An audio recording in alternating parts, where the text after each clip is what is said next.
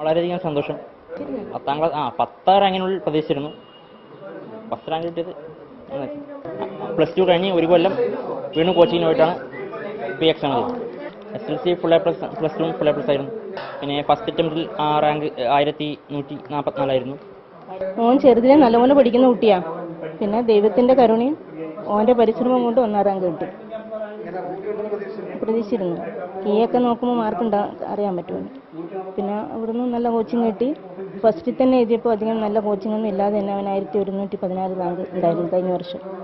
എൻ്റെ മകന് മെഡിക്കൽ പരീക്ഷയിൽ 1ാം റാങ്ക്, അതുപോലെ തന്നെ ഫുൾ മാർക്കും നേടി അഭിമാനമുണ്ട്. വളരെയധികം സന്തോഷിക്കുന്നു.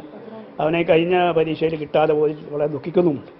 കാരണം അവൻ്റെ മനസ്സ് വല്ലാതെ അലട്ടിയിരുന്നു. എനിക്കും മനസ്സിൽ വളരെയധികം ദുഃഖമുണ്ടായിരുന്നു.